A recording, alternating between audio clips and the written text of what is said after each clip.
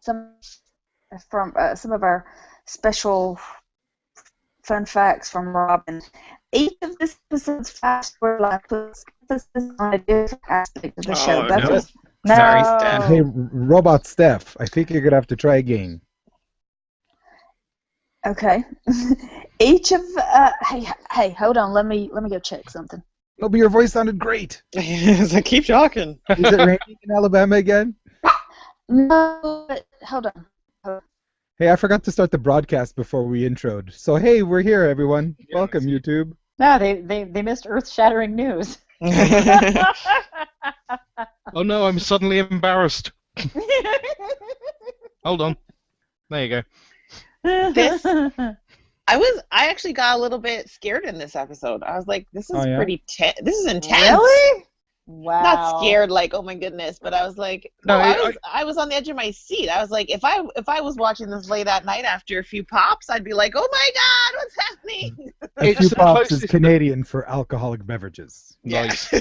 It's the closest to flat out sort of non-camp horror they've ever got, in my opinion. The dawn scenes. I think so too. Are terrifying.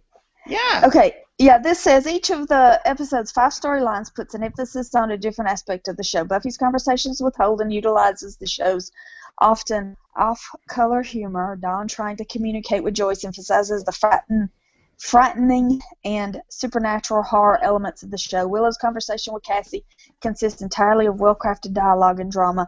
Andrew and Jonathan's storyline focuses on the suspenseful nature of the show, and Spike is shown entirely in brief, sporadic shots without dialogue. Very much so. Do we want to talk about the absence of Tara and get that out of the way, because that's kind of huge? I think it's great.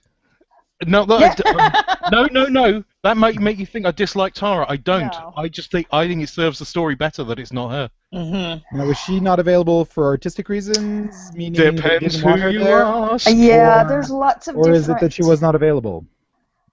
She's not available. She was not available, and I've got it somewhere here in all these notes. What she was teaching in acting class. Ah. I was wondering if she was teaching English as a second language in a foreign land. That's where I thought you were going with teaching. Oh Amber Benson. If Steph can't find the notes, I've got the basic version in my brain. Okay. Do it. Go ahead, Chris. I think essentially that if you ask anyone connected with the program, particularly like Jane Espenson on the DVD commentary, they say it was written as Tara coming to see Willow initially, and Amber wasn't available. But if you ask Amber Benson, she was available, but didn't want that to be even Tara's face, like for you to be left with this sort of unpleasant bad version of Tara. Really? Yeah. I found that a little bit surprising. What I like about it in the end is it adds this extra layer of creepiness, and it makes the first seem cleverer. Like if it just I agree. If it had just sent someone looking like Tara, like Willow might see through that more instantly. Right. I thought it was quite clever in the reveal at the end, where I was just like, I even went, oh my god, that ain't Tara. And then Willow even said, who are you? And I was like, yes! I thought it was brilliant. Yeah. Yeah.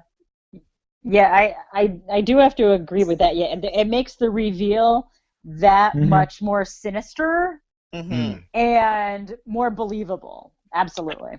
And Azura Sky is really good. I know, Illyrio, you had asked me if I could be on the commentary for, is it Selfless? No, whatever one it is that character was in before, and I wasn't available. But I'd like to have been knowing that I was on this one, but then I would have probably dropped some stupid hints. Because when she shows up again, having seen her before, you're like, hang on, isn't that the girl who killed herself a few weeks ago? Or let herself die, I think, is more accurate, yes? Yeah. Okay, yeah. The first episode of this season, is that where we saw all the different characters morph into... Yeah. Because we know that this thing that we saw at the end can take different forms. Now, was that Carnage? It looked like Carnage for a second. Oh, the amazing special effect. Yeah. But when she morphed into that thing with that creepy smile, I'm like, oh my god! Yeah. I mean, the effect wasn't the greatest, No. technically speaking, but it was definitely effective. But the idea 100%. of the effect is splendid. It is Yeah. indeed. I love the vanishing into itself. Mm-hmm. Yeah. Hey, everyone. Buffy hates pizza. Why does Buffy hate pizza? Probably because of carbs. Kidding. Because it looks like Why does blood? Buffy hate pizza? She left a note for Donnie and Uh-huh. left money and said no pizza. Well, because pizza is junk food. No, it's what? No, it's not. No, it's not. It's got Pizza the 4 is the basic greatest food groups. It has all the basic food groups. All 17 of them. Look at me. I am not an advert for pizza eating. I don't recommend it as a regular thing. This is correct. I've you know been what's so awesome? good with my eating, and tonight I was like, F it, I'm getting a pizza. But I that's had exactly some. what I I had did. some quiche Lorraine. Yeah, Oh, my problem yeah. with pizza is I can't stop. I It cannot was stop. difficult Eat the sneaking up entire behind thing. Lorraine, but she made it. I had flank steak and mashed sweet potatoes. Ooh, that actually sounds amazing. That sounds amazing. I didn't have supper It was because I had wonderful. lunch with my mother, so how's your mom? Aw. It was nice. Oh, she's doing great. She's about to retire. They're going to buy a motorhome, and they're going to they're in January when she retires. They're driving south, and they're not coming back until I winter's thought you were over. already south. They're Further driving south. even souther, even Wow. souther. My next note is Jonathan. Yeah. This is the first time I've seen Jonathan where I exclaimed Jonathan. I did not do that, but Oh, you don't like it, the Jonathan? no, I think I don't know. I have a tainted view of Jonathan, if you will, because everybody's like, "Oh my God, Jonathan!" Every time I mention him, like, "What's the big deal with this Jonathan guy?" You know, I was spoiled, and again, kind of like how Gabby was with this episode, when people are like, it's an important episode. He's an important character." So every time I was like, when he's on screen, it's like, oh, I guess I'm supposed to pay attention now. Yeah, You know? I still tune out whenever any trio members are present, and I'm not kidding you. I just totally tune out, and I have to try to force myself to pay attention, and I physically can't. I just can't. Although I didn't hate them as much as I did in previous episodes, I should say, excuse me. But this one, I thought the reveal of Warren was only speaking to one of them was kind of cool. Yeah. Like with the flashlights against the door, I was like, this is kind of creepy. So I like that. Yeah, and the scene where Jonathan talks about how he misses high school. Oh, it's just so sad. Mm-hmm. Yeah, I pretty much figured he was going to be a goner at that point when you start reminiscing that. Now, my next note, FU credits. Yeah. Why? That's not okay. I saw Christine Sutherland's name. Yeah. Oh, Yeah. yeah. And Adam Bush. And Azura Sky, if you're that much of a credit watcher. No, Daddy did not say a bad word. Reading. But thank you for warning me. I'll be more careful. I don't know where anything goes. It does beat about 8 episodes of seeing Malcolm David Kelly, and Agreed. wow, I wonder who the mystery guy on the freighter's gonna be. Yeah. What can you say? So, speaking of credits, though, a Yes. bit different this time.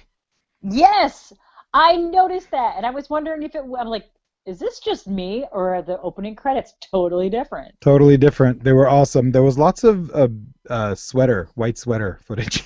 I was just thinking more of the fact the title comes up, and then the date and the time, which was that was the date and time that was going out at that point. Well, that's funny, yeah. But the moment the title comes up, I remember seeing it the first time. You think, oh, this one's going to be a bit different, isn't it? Yeah. I didn't notice that at all. I didn't notice that. Oh, wow. It's not one of those Netflix weird things. I promise I watched the Netflix version. It was there. Yeah, Okay. it starts out kind of like a music video, and there's the day and time, and it's supposed to tell you that this is an extra special episode. A very special episode of Buffy the Vampire Slayer. Hmm. I don't know what voice that was. Sorry, I should have at least attempted Giles previously on, but never mind. I was listening to a Nerdist Writers podcast from the other day. It was a Mutant Enemy reunion, and they were talking about how they would only have like 2 days to write scripts. That they were always pushing for time. And this episode was written over the weekend. Like, Joss wrote the Buffy and Holden part, and Jane wrote the Dawn part, and Drew Goddard wrote the Nerds part. And Marty Noxon. Do what? Marty Noxon. What Marty Noxon wrote. What did she write? Willow and the Willow part, yeah.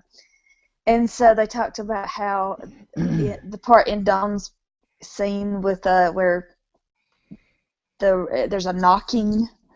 They said Drew Goddard was in his office knocking the desk, trying to work out the episode. Anyway, they all wrote it over just the weekend, and it all came in. It came in 9 minutes over, and they had to cut a lot of stuff out.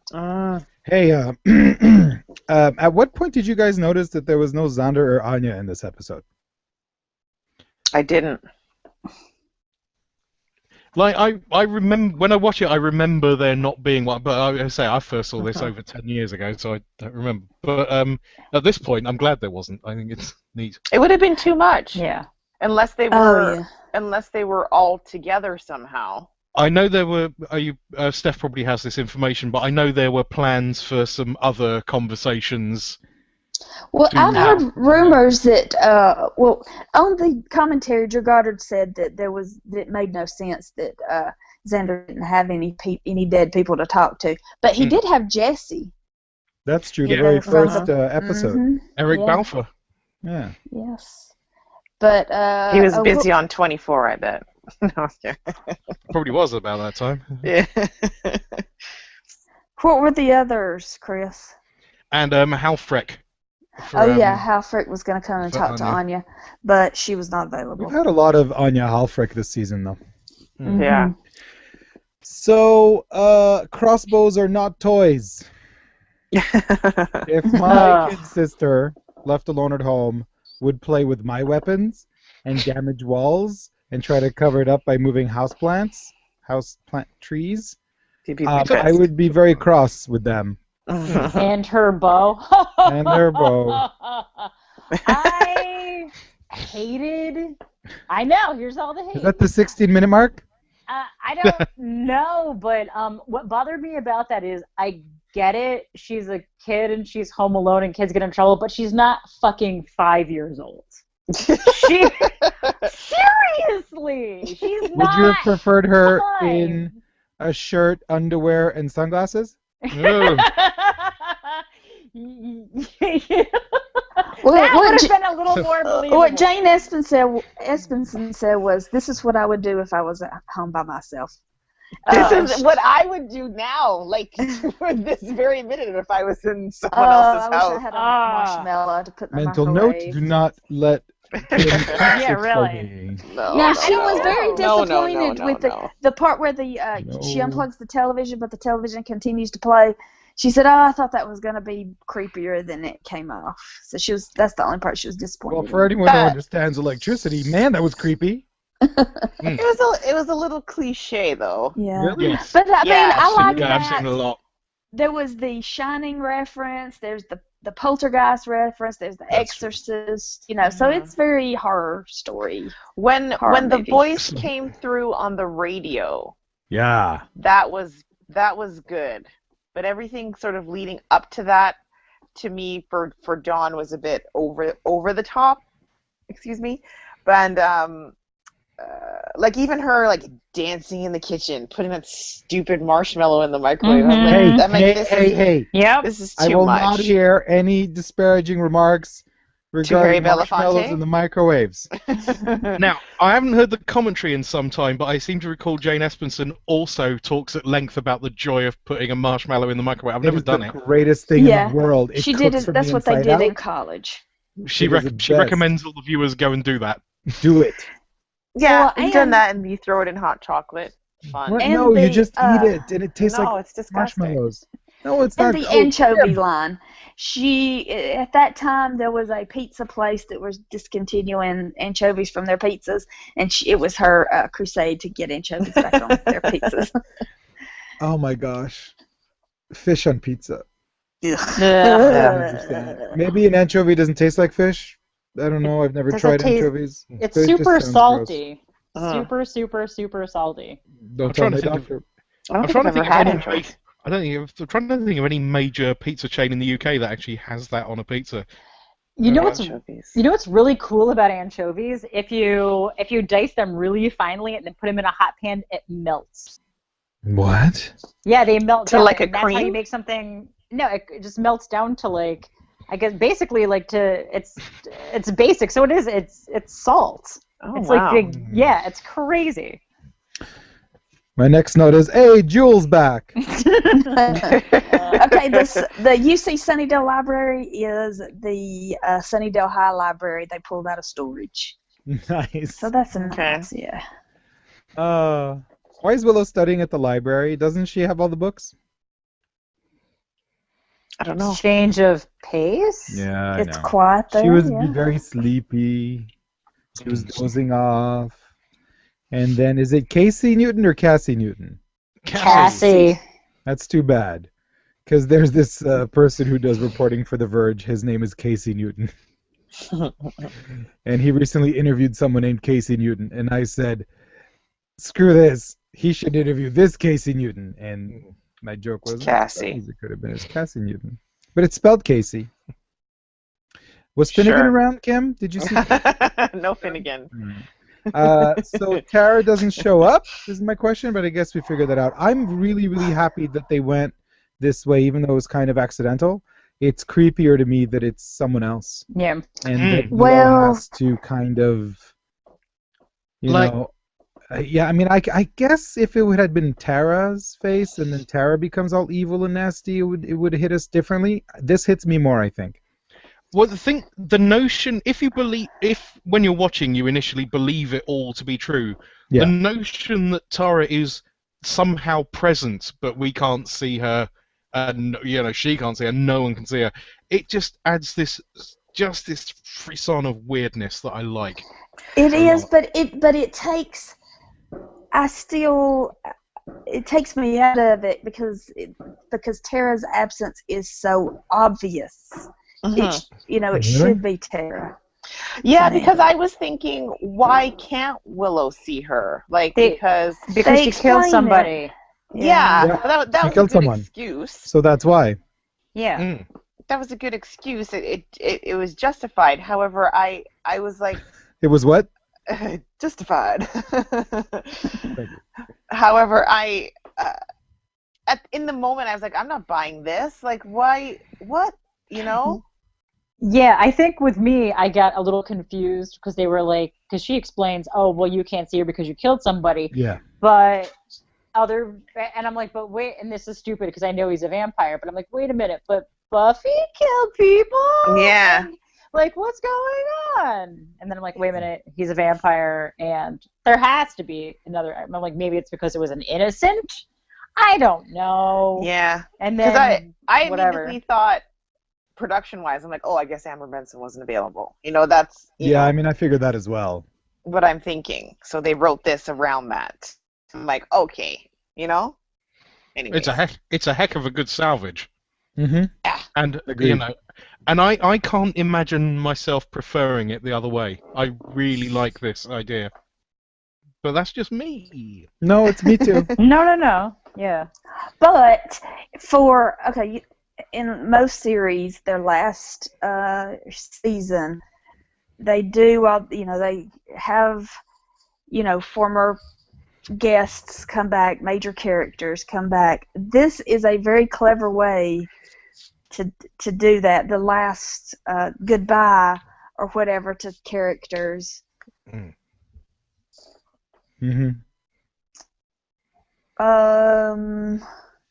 Joyce is in the radio. The TV Joyce is haunted. Oh, okay. You know the little glimpse of a monster on top of Joyce on the couch?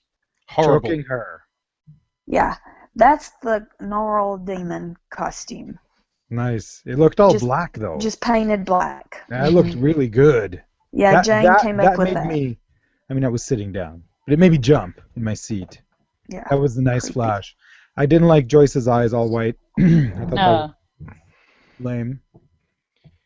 You'll be pleased to know in its first UK broadcast here on Sky One, that whole bit was edited out because they showed it at like 6 in the evening. They got a real habit of doing that. Yeah. Oh, question. That vampire dude's name is Webster? Holden Webster. Holden. Let me scratch that out. Holden actually knows Taekwondo. We finally have a vampire with a reason to know martial arts. I was so happy. Yeah, that actor, he is in Firefly and he's in Angel. They really liked him. In Firefly? Okay, the episode, The Message. He is the message. He's, the body that they take back to his parents. Oh. Yeah. Okay. So he's good at playing dead people. Mm-hmm. Yes. And Scott Hope reference was epic. What now? The Scott Hope reference was fantastic. Oh my god. I thought that was glorious and wonderful. That got a chuckle. That did get a chuckle out of me, for sure. So are we past the 16-minute mark, Gabby, or did you hit the whole thing? I sound like such a bitch. No, I'm just curious. No, I simply put, I did not care for this episode, and when I boil it down to what I feel like this is all about, I feel like it's going to make me seem like I wasn't paying attention, or that I'm stupid, or I didn't see what everybody else saw. No, people are allowed to like different things.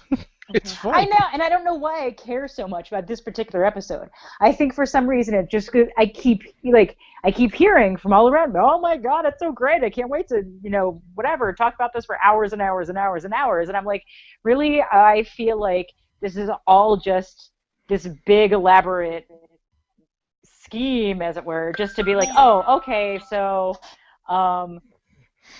Spike may or may not have been siring a shit ton of people. Let's see. Willow is going to go evil and shit's gonna happen. Oh, and fun fact, Buffy, something bad's gonna happen and she's not gonna pick Dawn, yay, over everybody else. I mean, that's kind of boiling it down, that's kind of what I got out of it. And I just seemed like it just went through a whole lot of rigmarole for me personally to get to that there. point. And and to me the only redeeming quality of this episode altogether was the little kind of witty back and forth between in the cemetery. Sorry. That turned into dub plate reggae for a second. That was really impressive.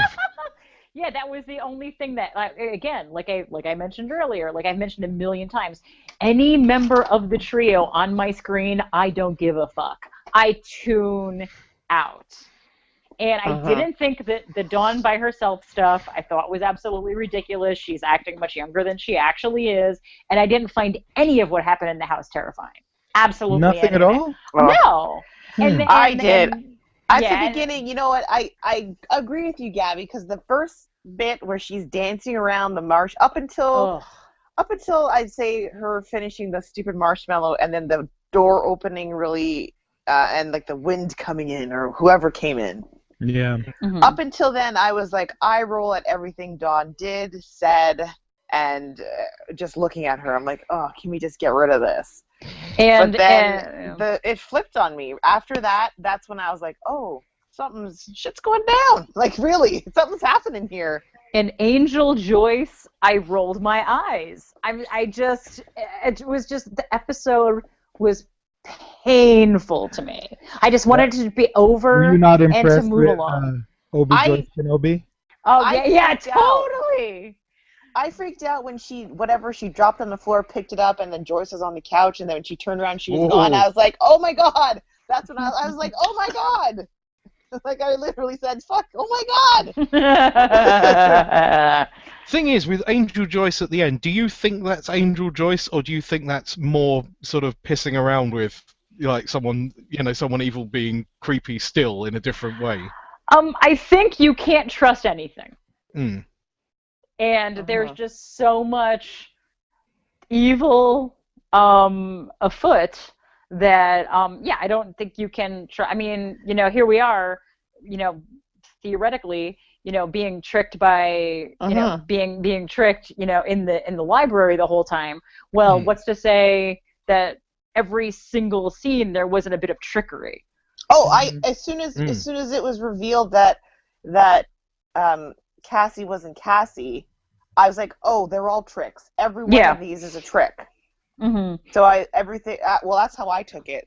At every manifestation or whatever, it was like, oh my god, this is this big bad of the season manipulating each one of these characters. Yeah. Yeah. Agreed. That's what I thought. Do you guys remember Amends? Remind us. It was the Christmas episode. It was Angel with the snow. Yeah, where it snowed at the end. And didn't Jenny Calendar come back? Oh, yes.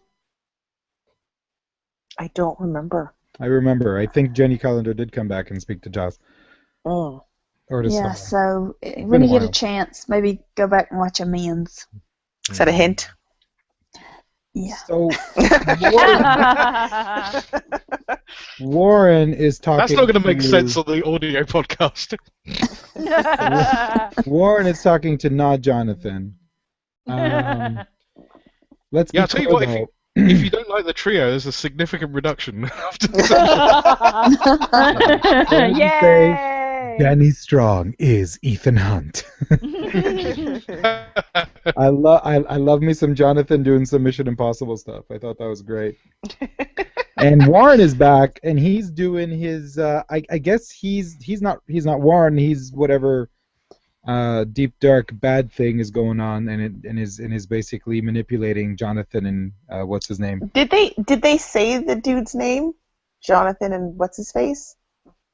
Warren. Something's coming.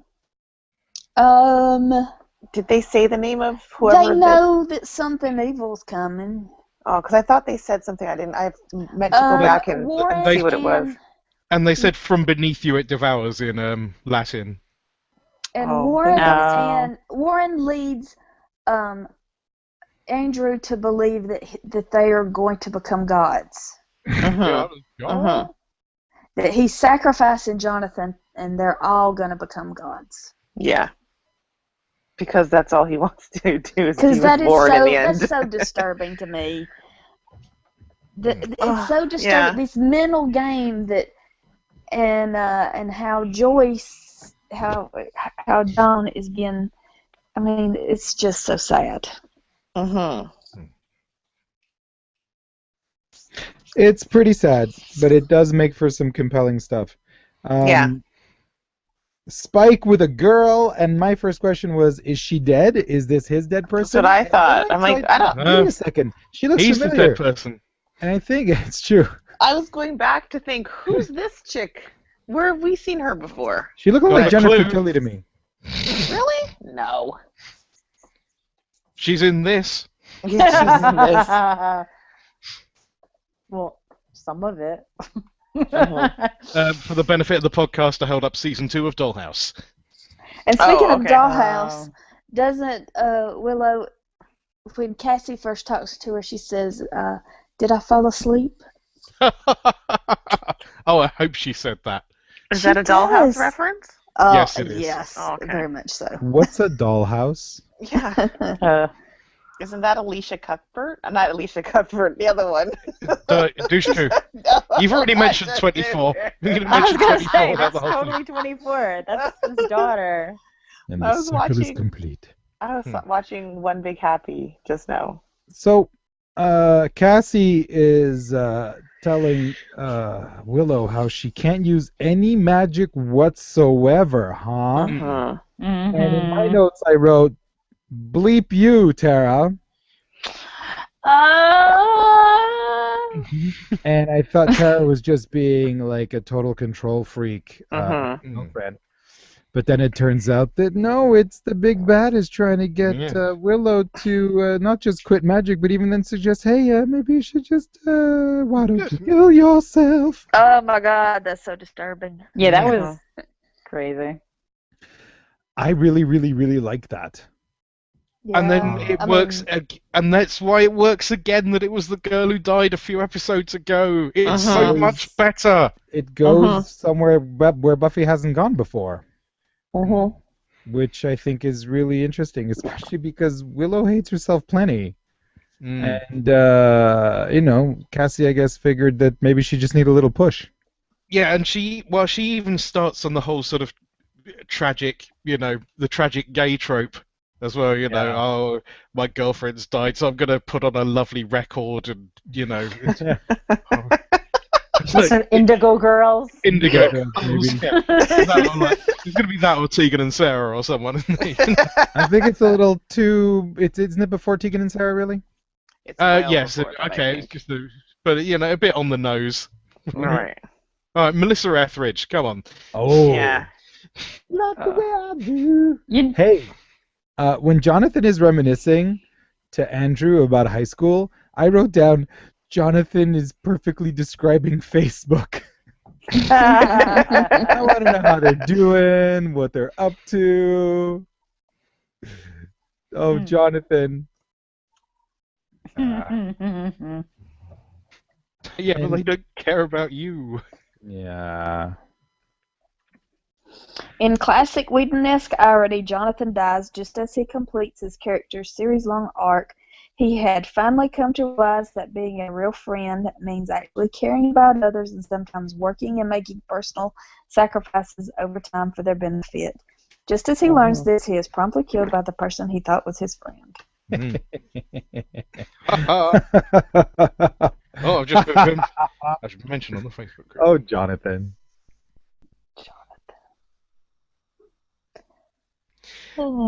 And what's with Dawn conjuring a spell? That totally freaked me out.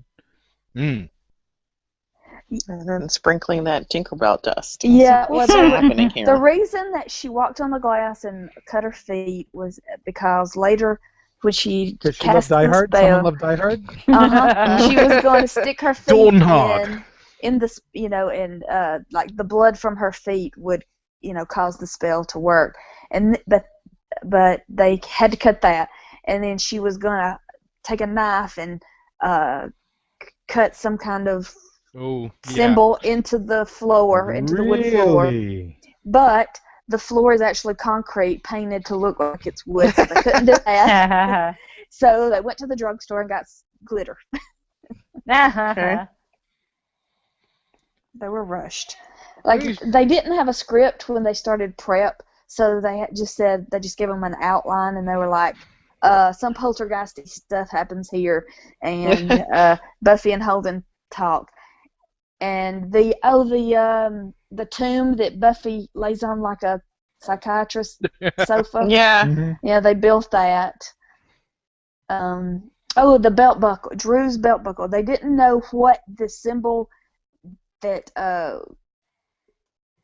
Jonathan would, die on would be. So Drew Goddard just said, "Here, just do it like my belt buckle," and that was the design. That's pretty cool. And they all seem to be very proud of the episode. They, even though it was rushed and they had limited, limited resources, they feel like it turned out really well. Yeah, I think it came out quite well. Rachel on the Facebook group has just suggested I read the shooting script and then say I prefer it to be Cassie. So I may well do. Okay. Here's the scene. If it were Tara Tara says, I'm sorry to wake you. Willow says, ha. Tara says, ha, what? Willow says, it's like, is that like a dream joke thing? You're sorry to wake me, but I'm clearly not awake. And if I was awake and you really were here, would you be so sorry to wake me? I mean, after all this time, and oh God, I'm babbling. I'm dream babbling. And it's the best dream of my life, and I'm wasting it. And Tara says, I just meant I liked watching you sleep. Mm-hmm. So that was going to be Tara and Willow together. A couple of comments on the YouTube feed. Sheriff Bullock says, is that Chris from England who made the amazing theme to PotentialCast? Yes. It is. Amazing, Chris. And I pretended I was some kind of Western dude. Rachel Horn's commenting everywhere. Gabby, did you believe the statements that Willow will kill everyone and Buffy won't be there for Dawn? Sadly, yes. Yeah, I think when they foreshadow in this series, they're not very subtle about it when it's revealed, like by dialogue. But I think when they going about it is quite sneaky in this episode. But whenever they do foreshadow, it's like, this will happen. Well, but maybe, as the case with Willow, maybe she is so powerful that it's trying to manipulate her into not using magic at all. Maybe she is the biggest threat. Yeah. Well, I think with her knowing this little tidbit now, she's gonna be able to somehow rein it in, pull back without going too far, so she doesn't kill her friends. Or it could be, like if someone tells you you can't do something and you want to do it just as a challenge, it could be if there was trickery, it's to kind of, I don't know, somehow manipulate her into doing the magics and letting all hell break loose. But yeah, we've also heard that like her stopping magic entirely would be detrimental. So it may be trying to do that. I trust Giles over Cassie, not Cassie. Yeah. That's my perspective on it. Yeah, I think by the big bad telling her is going to do the opposite of what the big bad wanted. He wanted Willow to not do it, but by telling her, it kind of tipped her off, and now she's like, "Oh, I got to be on my game." That's what I think. Good point. Earlier, I think. What? Go ahead. Sorry. Earlier, did Gabby say something about none of the characters interacted? No. I think it was Chris, wasn't it? It wasn't me either. Oh. You've got a dead person. There's a dead person on the Maybe it was that dead person I was talking to. It was Robin. The theme of the episode is loneliness, and so each of the characters, they don't interact because they're dealing with their own lonely situation. It works, I tell you. Yeah, it really does. And I like how it builds. Like, just as Holden reveals that Spike is the one that sired him, we see, because you think, oh, how nice. Spike is moving on past Buffy. He's ready to start dating. He's becoming, oh, they're going on a little date. Oh, I did not think that for 1 second. No, yeah, I wasn't thinking that. I did. I thought, well, Spike he's becoming... That's what I thought. I was like, oh, good for you, Spike. Yeah, he's going to get him some and be normal again. He's got a soul now, so why is he still killing? Yeah, something's up with that. What's with the no more massive headaches? Yeah. I can't remember. I'd be just as surprised as you are. I was like, what's going on here? I was so taken aback I didn't even write it down in my notes, but oh my gosh, Spike is making little vampires again. I couldn't remember if this was the episode where you found that out, and then I watched it again and oh yes it is. And yes. I was hoping to hear your reaction. Yeah, somebody has said this. This feels like the end of the first part of the season, and the season 7 is about to kick into gear. And we're going to get down to what season 7 is actually about. So if season 7, this episode, all the dead people were manifestations of the big bad, could have the Spike person not been Spike as we know it, but just the manifestation of something? Oh, yeah. So that maybe that's why the headaches didn't come? Oh, because indeed. it wasn't he Spike. sired, what's his name, though? Yeah, but the guy can... Oh, well, yeah, the guy can... The big bad can be whatever he wants. He could be a vampire. He can be... I'm playing devil's advocate here. I'm just trying to... Yeah. I'm trying to justify the no headaches. Yeah. But also Holden's been an interesting character in that he keeps, telling Buffy he'll happily destroy her and things like that. He could be pulling that out of his ear right at the last minute to screw with her. But Holden, is that really a vampire, or is it just a manifestation of something? You know what I mean? That is... What? No, nothing. It's just it's a good thought process. I like it. And Holden points out that Buffy has a superiority complex, and I think we've kind of an inferior. We've kind inferiority complex about her superiority complex. Yes, which is great. Yeah. It's a great line there. And I like think the we've kind of interaction talked between about the that two. before. And even when Buffy says, "Oh, some things you just can't talk," or was it Holden says you can't? Some things you just can only talk to with a stranger about, or something along those lines. I don't remember, but I was like, yes, there are some things you can only talk to strangers about. Like I remember having an intense conversation with a random dude on a bus from Buffalo back to Toronto one time. I just remember being like, why am I telling this guy things that I don't even tell my really good friends? Why? Because I'm never going to see this mofo again, right? Yeah. So it happens. I agree. You have a moment. Hey, we got a bunch of feedback. Let's do it. Right. Hi, interesting this one, isn't it? Worthy of closer analysis. It's hard to go through the events, so I guess it's best to separate them.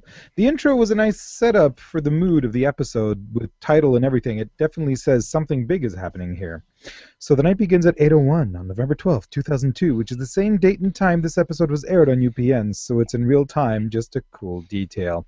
And we begin with Buffy. She starts off in a fight with freshly sired vampire who turns out to be an old high school acquaintance. Naturally, they stop the fight and begin to chat, as if they were just two people that just casually bumped into each other. No biggie, just another night at the office, except that this time Buffy gets psychoanalyzed by the vampire, and we get a wonderful exchange between them. Turns out Buffy is a committee.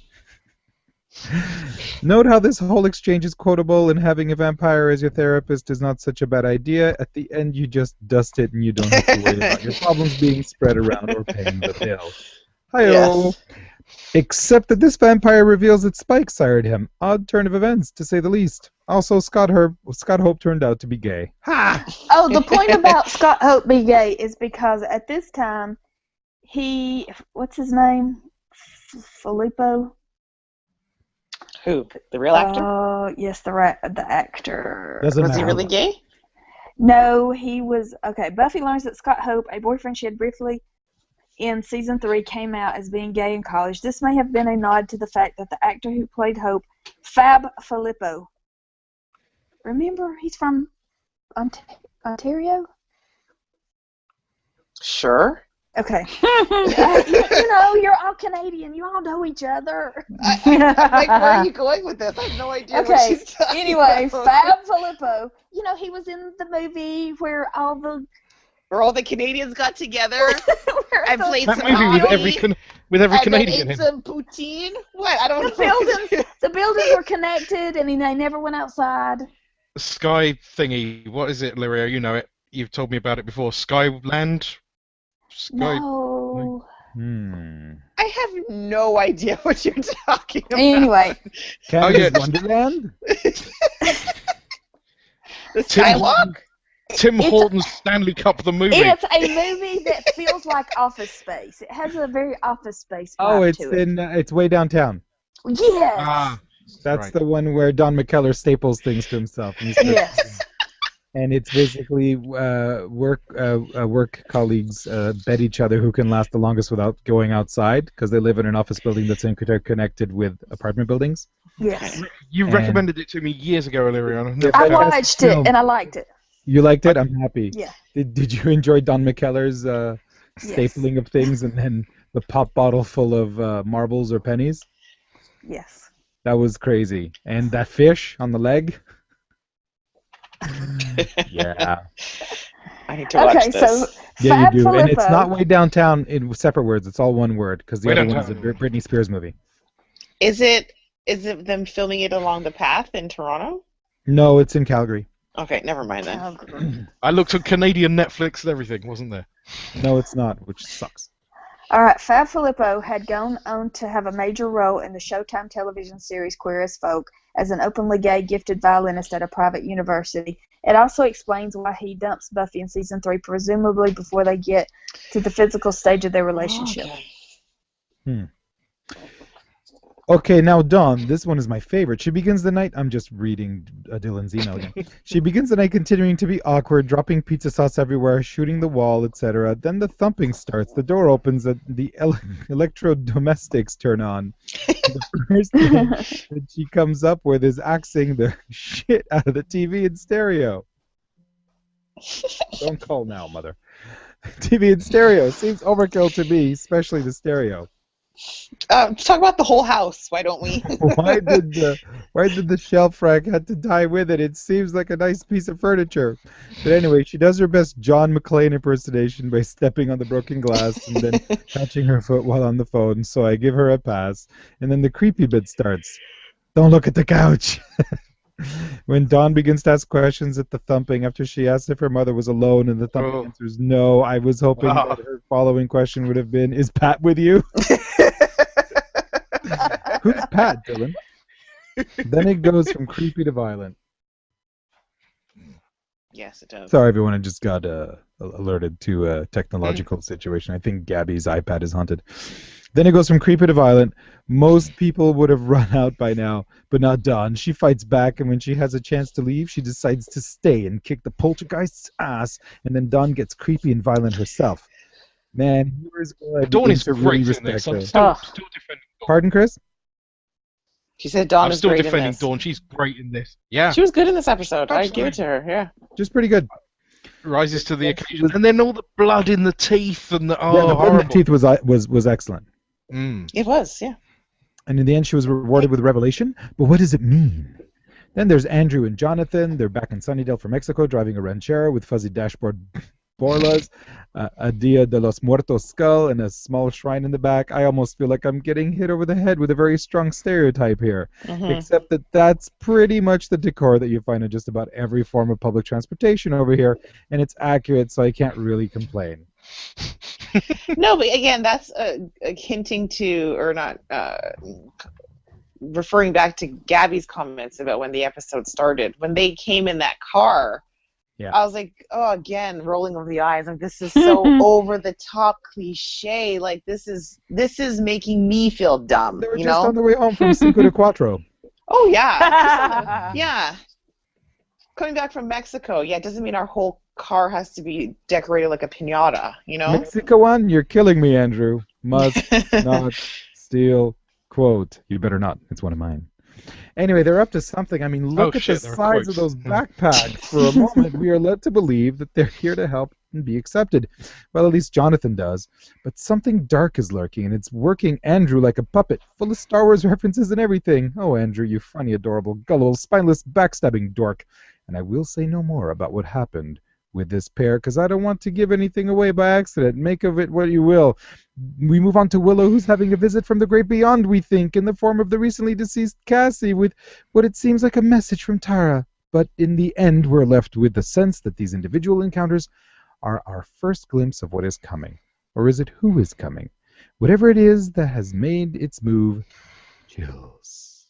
This episode hits hard at the right time in the season when you begin to think that not much is happening in terms of advancing the plot, and then bam! It opens up a can of worms, or a can of whoop-ass, and that's my emphasis, and speculates that it is going to have gags scratching their heads and making up theories left and right for weeks to come, and it might suck for them, but is going to be so much fun for us to watch. Twirls mustache. Thanks, guys. Have fun.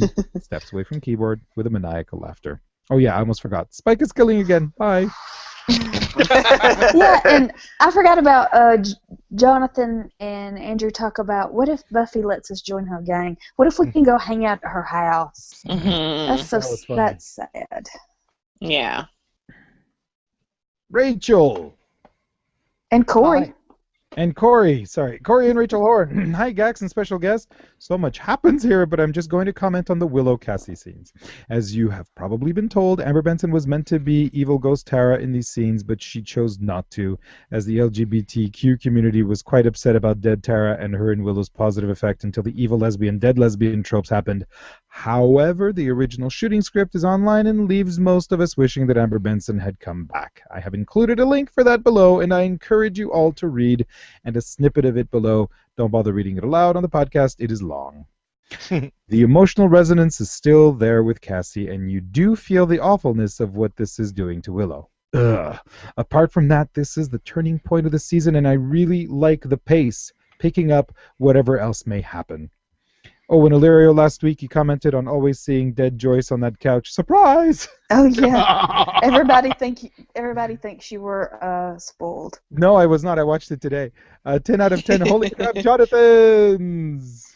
Oh, Jonathan. I love how, I just want to say, everyone, Rachel wrote Jonathan in all caps, and then a bunch of exclamation marks, and then an apostrophe S. I totally respect that. That's awesome. Thank you, Corey and Rachel. Nick! Hey, Gax, this is feedback for Season 7, Episode 7, Conversations with Dead People. Don't read if you haven't watched the episode. Have you left yet? Okay. So a couple little bits of trivia for this one. First, there were originally plans to have Amber Benson return for Willow scenes. She had a scheduling conflict and couldn't make it. Interesting. Sure. Have different Scheduling conflicts. We have and, different quotations here. Mhm. I think she may have been promoting her first book at the time, but don't quote me on that. Upshot of it, Azura Sky was brought back to play Cassie. There's even a shooting script. Cool. With the Terra version. Second, and this is just a rumor as far as I know, there is no shooting script to back it up, but it's rumored that Joss and the writers wanted to bring back Eric Balfour, who played the character Jesse in Welcome to the Hellmouth, the Harvest. You know, that other guy who was friends with Xander and Willow. It's said that they were planning to bring him... Sorry. I think if they had brought him back, I don't think a lot of people would have known who he was unless they spelled it out for him, because... They would have had to include him in the Previously On. Yeah, previously. And that would have been exactly. a dead giveaway, right? True. It said they were planning to bring him back and have a scene with Xander, talk to a dead person as well. I've always wanted to know more about that character. He was part of Xander and Willow's pre-Scooby gang, and we never hear anything about him again after episode 2. Regardless of whether or not the rumor is true, this episode is unique that it does not have Xander in it at all. This episode stands out for many other reasons, too. To coin a phrase, shit just got real. I think we've all been waiting a long time for you guys to get here, looking forward to the final stretch of Buffy episodes. Yeah. Oklahoma. Yeah, it's talking about Eric Balfour. Okay, I want to talk about how Holden has brought it out of Buffy that she feels like a failure in her relationships because she can't hold on to a man. But then we feel like, Buffy, you're 21 years old. What are you talking about? What do you think you're supposed to be married by now? You know, this is how you date. They're not all your lifelong soulmates. But when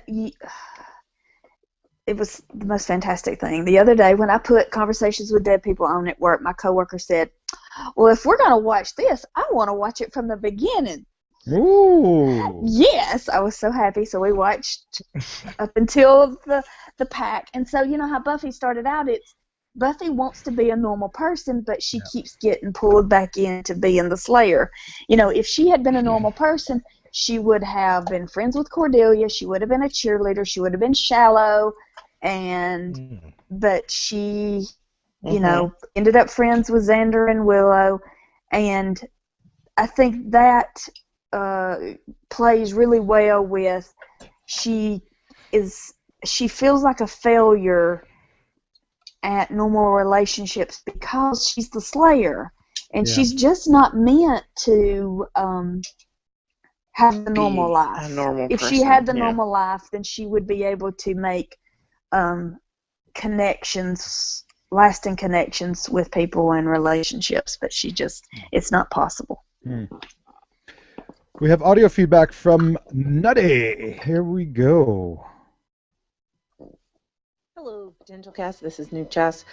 Conversations with Dead People. This episode is huge in my book. I absolutely love it. It's, last week was like a nice standalone episode, and you talked about how basically the beginning of the season was getting everybody into place for whatever big is going to happen, and I don't know. This I feel like is the beginning, really, of this season. This is when all of a sudden, everything major starts, and you've got all sorts of different angles here. I absolutely love. Let's talk about Willow. I love that Cassie is back to talk to Willow. I love that. Willow is falling for it, hook, line, and sinker, until it gets to the part where she should kill herself, and then all of a sudden, bam, badass Willow is there, and that's just awesome in my book. Dawn, you totally feel for Dawn, like.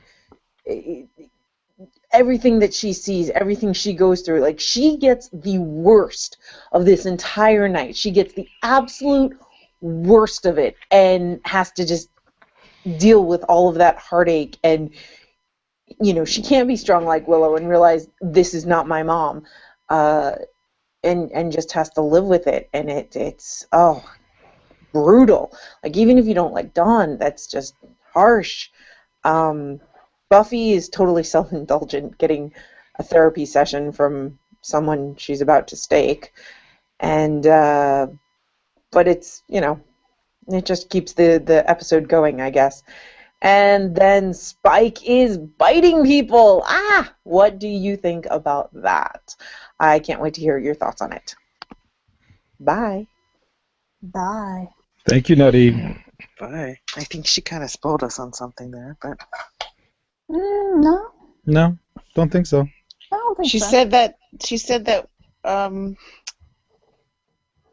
wasn't strong enough to realize that Joyce wasn't Joyce. Well, I think that we're all kind of making the leap that Joyce wasn't Joyce based on Cassie not being Cassie. No, hang on a second. Prior to this, prior to Angel Joyce, there's lots of Joyce. She's there a lot. Okay. So, she could be strong. She's not strong enough to know that's not my mother being tortured by some, gnarly-looking demon.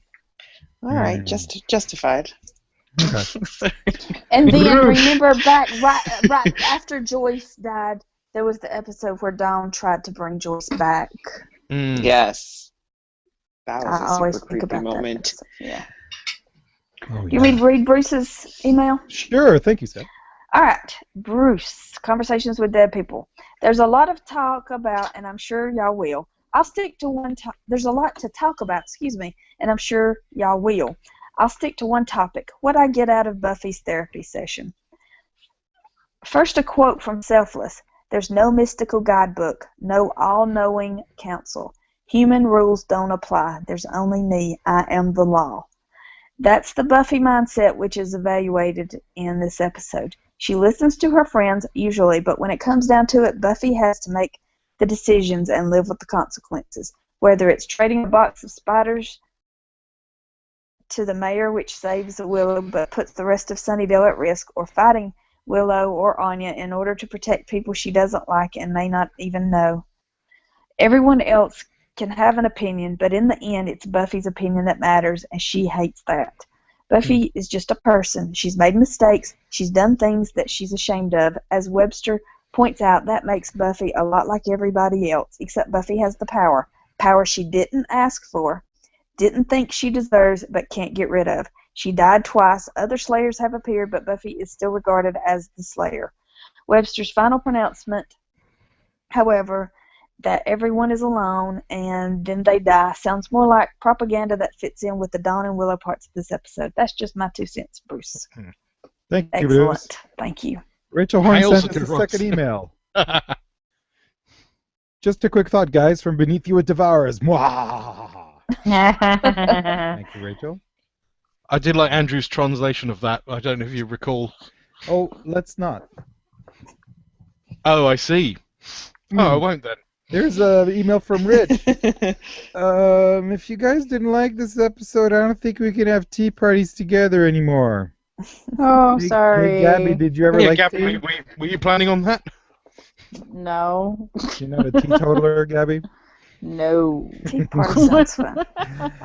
He goes on to write, probably my favorite episode of the series outside of the musical, and for a plethora of reasons, but I'll be quick. Buffy always contains comedy, drama, horror, etc., but this episode breaks each style into their own stories. Dawn, horror, Willow, melodrama, and Buffy, comedy. The best part, though, is that each story does each style better than the majority of the episodes so far. The scary was actually scary, which is something I can't say about the show very often. The comedy was witty and smart, full of introspection and honesty. The drama was the true first time Willow has had to deal with the idea of Tara in the afterlife in front of us. I literally tear up, laugh out loud, and cower with fear due to that stupid couch they won't get rid of every time I see this. And even though I love it all, the Buffy story is the one that intrigues me the most. Quote, that you can't read. What Holden said is probably my favorite line of the series. It's deep and beautiful when you consider what she's gone through in the last year, and the best explanation of how she feels. She is self-righteous, but she does hate herself for it. She knows what's important, but her awareness that she herself is necessary to the world more so than to her friends is exactly what makes her feel like a bad person. She's alone because she matters, and while it sounds arrogant, it is true. But how she feels about that knowledge is the key quality here. She is more important, but it hurts her to know it. It's deep and intricate and wonderful. Considering you guys have issues with her, I don't know if this will give you some perspective of why she feels the way she does, or if her admitting it will make you dislike her more, and I get that. She seems cocky, but it's honesty, and when your job is saving the world, sometimes honesty is more important than modesty. Super interested in your takes on this. Just keep in mind she didn't ask for the power she has, and being self-aware shouldn't be a personality detriment. Rather, an important trait of an important person, in my opinion. Thank you, Rich. Yeah, I agree. You guys can go on reading stuff. I have to go upstairs and say goodnight to children. Okay. Yeah, I think that we've kind of touched on that all along about how she's kind of self-righteous, and it kind of brings it out in the light. And then I think that after this episode, the writers really focus in on that. Well, this is the first time where Buffy's had her little monologue or self-realization where I 100% agree with her, because when she was explaining, how sometimes she feels bad that she thinks about herself in a certain way, because, you're not supposed to be egotistical or say the things that she said about yourself, because it's not humble. Yeah, it's not humble. It's not. It's what we think is a bad characteristic of people, But sometimes where, you want to pump yourself up, and there are times where I go out and do things, and I'm like, I'm fucking amazing, and I do that quite a bit. Well, I think that old-fashioned superheroes, they were humble, and it was noble, and they had a certain self. They didn't think about their self. I don't know. This just seems like a postmodern superhero. Yes, because she knows that she is an important person, and where other. If we're going to go with the superhero thing, they're less like, oh, shucks, me, like I'm just little old me, but for her, it's like, yeah, I'm the Slayer. I'm kind of a big deal, and for her to say that, but realize that saying that out loud makes her sound bad, in quotations. I was just like, oh, finally, Buffy, now I can, relate to you, because you said something that, I believe for her. Whereas before, I'm like, oh, she's just so whiny. But in this moment, I was just like, right on. Yes, I get it. Me too. I'm a fucking superhero, and I know I'm awesome. Everyone is awesome. Rachel sent in a third email. Kit exciting alerts. Dawn's other BFF, Kit, the gothic girl from Lessons, is on the other side of the phone call. Glad she was concerned enough to come over and help Dawn out after the end of the call. Rachel, your unseen BFF horn. Is that okay? Now that's the girl that's the lady that's on The Walking Dead now. Who? Yeah. The girl from the first episode.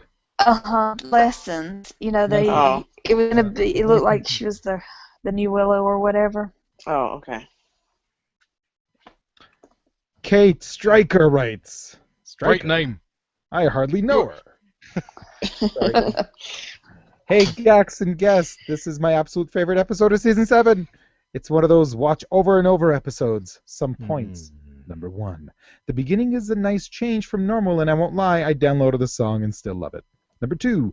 The Buffy story is pretty hilarious and touches on stuff we've all been wanting to say to her for a long time, although in some ways it seems to run a little long.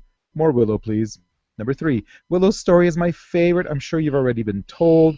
The piece of trivia that Tara was supposed to be opposite her in the scene, but Amber didn't want to leave the audience with a vision of her being evil. I think they compensated well with "You can't see her" the minute Willow says, "Who are you?" Chilling. I am so into that whole scene. Number 4 is Xander not in this episode, but it's a favorite. Coincidence? Oh, that's Number mean. 5. Dodd's story, while there are a few holes in it, was actually legit creepy. Illyria, your comment about only seeing that couch with her dead mother on it, you got it. And when you mentioned it, I had to laugh a bit and say to myself, just wait.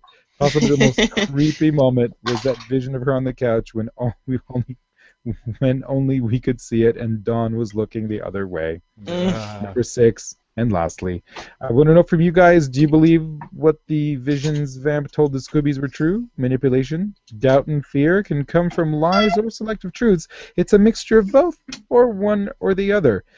And any predictions, thoughts on that very last line the Vamp told Buffy? Glad you finally got this episode. Glad you finally got to this episode. Can't wait to hear your reactions. Best, Kate. Well, I think that they're all going to be, giving each other sideways glances throughout the rest of the season. Because they're like, well, someone told me you're going to do this. Yeah. So I think there's going to be a lot of second guessing, but then they're going to come together as a team to defeat the big bad because it's all about team and family. That's my Go prediction. team! Yeah. Go sports!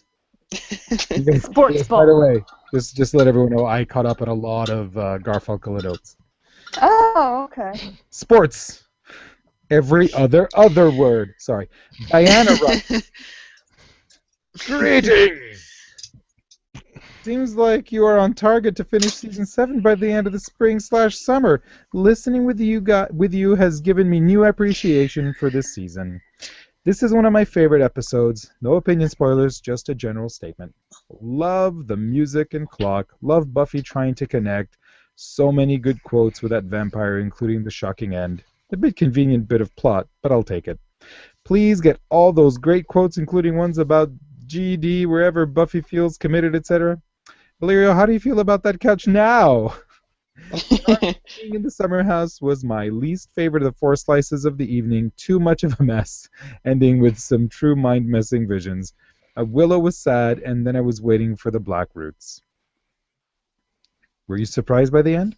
Thoughts? I thought it was clear he was still a vampire after his trials, but this makes it clear. So how can this work? The chip still works? You saw what happened when he attacked Stalker Ronnie Boy, the worm guy who gives new meaning to the term stalker. I thought this was an excellent episode and can't wait to hear your thoughts. Love you guys. Diana. P.S. I was laughing so hard at your arm-by-arm, shoulder-by-shoulder description of the coat and him, I almost ran into the car ahead of me. That's awesome. And we have a voicemail kids.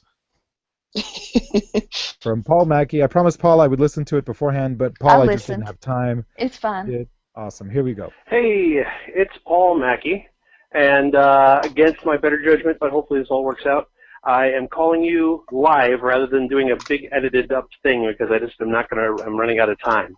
And you're recording tonight. So, conversations with dead people. There's words that shouldn't be said in this, and I won't say those words. Steph, you know what I'm talking about. And I just have to be careful. I was going to record something and edit out anything that I said accidentally, which I won't say anything accidentally. My spoiler days are done. The episode started out with the day and the day of broadcast on the screen, which was really cool. This was finally a season I was watching live on television. I thought that was awesome. It was really fun, just that alone. Then there's the whole Jonathan Woodward section, and that's the fella Holden. He's appeared in a bunch of other Joss Whedon stuff. You might remember him from Firefly as the buddy in The Message, and that was neat. He's cool. I like him in this episode. I do, and I'm struggling here because I'm also cooking bacon and making mac and cheese for my children. Baked mac and cheese from actual cheese. Nice. Okay. Send in the recipe. Oh, the Cassie stuff. That was interesting for me because I actually of the whole season, the only episode that I missed because my power went out was Help. So I only kind of vaguely knew who she was, but still, it was really effective, and I really loved how the whole atmosphere of that went. I'll leave the black creature in the Dawn section for someone else to describe. There's a fascinating fact on that, but I'll leave that go.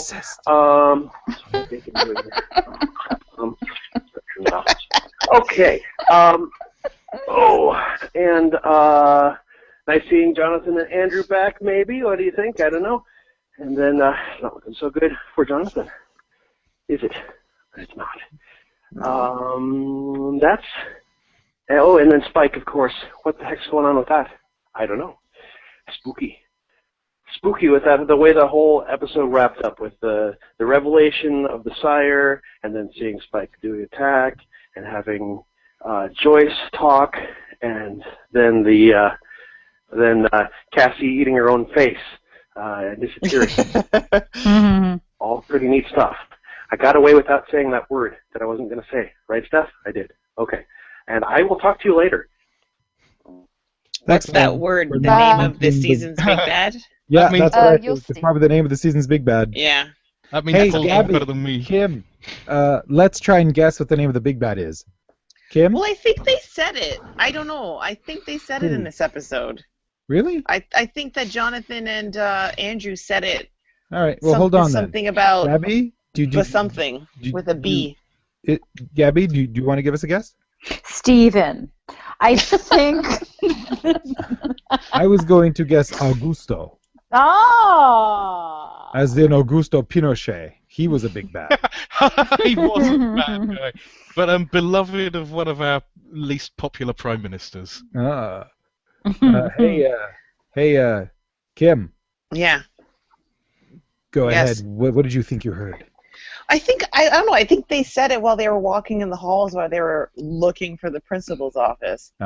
We got to tell them that Bubba is on the way or something. I thought that's what I heard them say. I made a note to go back and look at it, but obviously I did not. So yeah, it's okay. Because I finished watching it at 7:40 when we started recording at 7:45 today. Hey everyone, thank you so much for your feedback. We really appreciate it. And you can reach us. You can send us emails. What's the email address, Kim? PotentialCast@gmail.com. You can actually call us the way Paul Mackey did using a telephone device. That's 270-40-BUFFY. You can follow us on the Twitter sheet @PotentialCast. You can join the Facebook group, facebook.com/group/PotentialCast. And keep it spoiler free. There's a spoiler group. Look for potential spoilers, and you can find that there. Apparently, it exists. And you can go to PotentialCast.com where you can download every single episode we've ever done. So, I think we need to finish up our points, and we need to rate this sucker. Anybody have any last-minute points before we rate? Basically either none or so many that would be on for another 40 minutes. Yeah. So I don't know. I'm so confused with my notes. There's so much here. There's a time when you just got to pull that ripcord and get out of there. Mm-hmm. Yeah. I can say that I started out not having high hopes for the episode, and then for me it turned on its head. Hmm. I was going, oh no, here we go, another cheesy episode. But then I was like, whoa, this is actually really effing good. One thing I tell you is if at the last minute you're looking up your quotes on IMDb, don't, because you'll get spoiled. No. I think I stopped doing that at season 5. I don't know. The more I think about it, I think a lot of the reason why I'm disappointed is that up to this point, I was thoroughly enjoying this season after seasons of dislike, and it's been kind of, harkening back to, the good old days, season 1, where things were simpler, I guess, and I was starting to really enjoy myself and enjoy the show again. And then with this, I feel like, oh, you're taking the things that I love away from me again, you bastard. And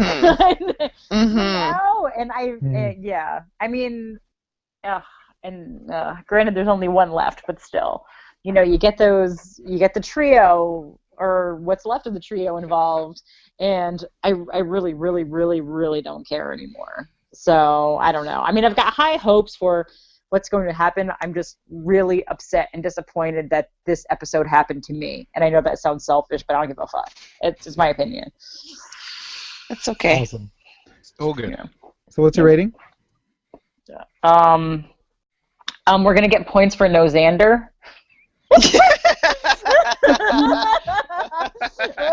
Because fuck that guy. God, I guess I'll have to give it, and it's just totally arbitrary, I'm pulling this one out of my ass, 3 out of 10 ethereal dead mothers. 3. Yeah. Numero 3. I thought this episode was very, very good. I was annoyed with Dawn, and then I was kind of taken aback, and then I was creeped out. I'll admit that a lot of the Joyce stuff was beyond what I would consider SODable.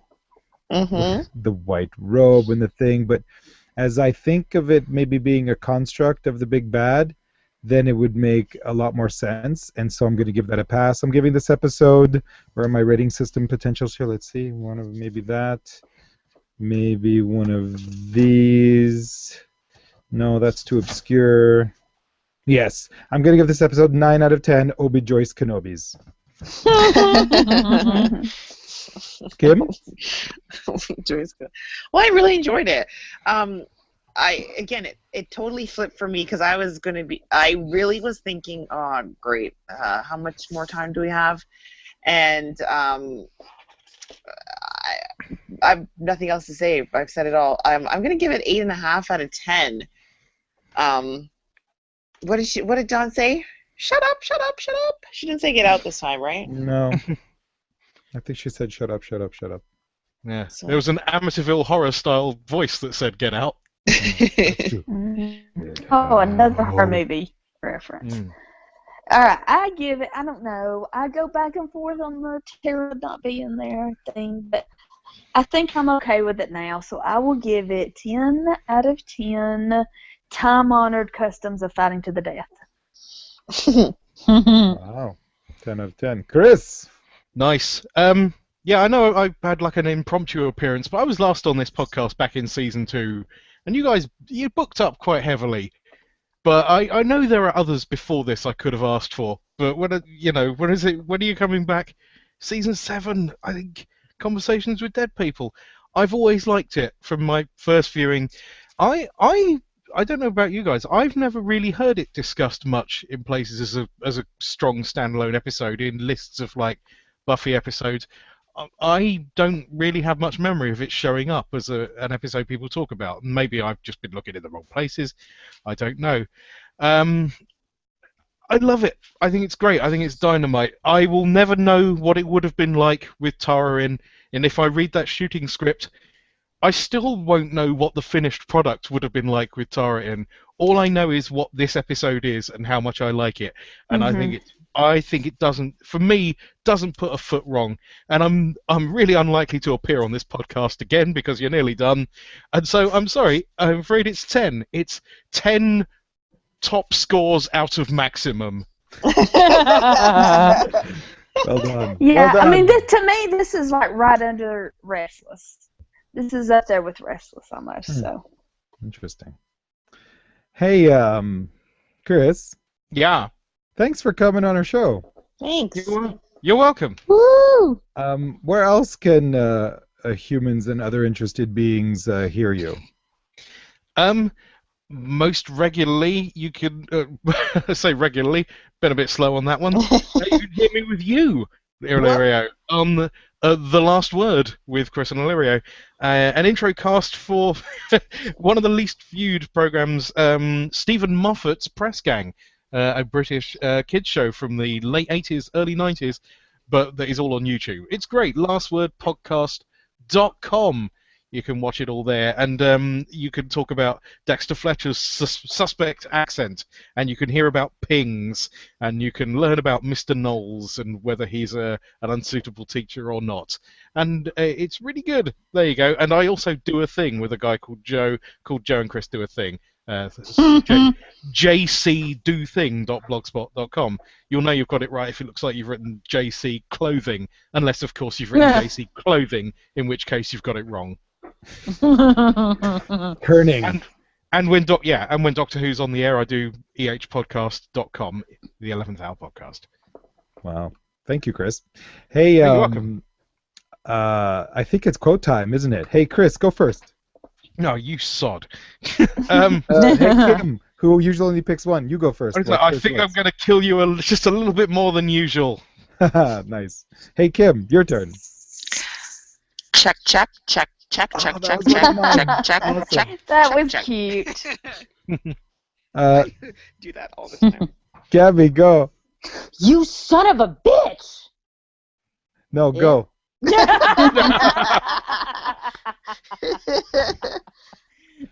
Buffy, I'm here to kill you, not judge you. That was a cute one. Here is my favorite quote of the entire series. It eats you starting with your bottom. Right. Next honorable week. Mentions? About honorable mentions. I don't mean to be a Count Badinsky here. One time you died and I ended up a Mexican. Oh, God. Oh, come on. I mean, we had a moment. You opened up. It was really sweet. It made me want to bite you. I'm sorry if I overstepped my bounds. I'm just new to this mortal enemy stuff. Pretty fast learner, though, right? Amazing. I like that Holden. He's gone. Forget I it. know. Hey, Steph, what's on the plate for next time? Next time, Sleeper. I think we will start to get some answers for some things. Huh? Maybe, unless you're being Damon Lindelof and Carlton Cue's asshole. And when you say answers, you mean more questions. But I don't think you're nasty. I think you're really nice, and you're probably being honest with us because we've been in this. We've been doing this for almost 5 years. Oh, Jesus. You'll understand the names soon. I know can't we're ending wait. up now, but I think Holden is fake. Yeah. Because Buffy didn't know who he was. No, but she's self-involved. I know, but still. Yeah, that's I just true. have a sneaky suspicion we're going to see Holden, who's like going to be human or something, walk around, and she's going to be like, I thought you were dead. Maybe. I can't wait for the Holden spin-off. Vampire psychiatrist. Yeah, this guy should have been a star. He's fantastic. Hey guys, I like them. sometimes a steak is just a steak. Nice. Steak. I want leftovers. Thank you all for watching us live or watching us from the future in YouTube. I'm going to stop the broadcast now so we can violate a little copyright. Chris, thanks for joining us. You're welcome. Everyone, take care. Goodbye. Namaste, y'all. Bye.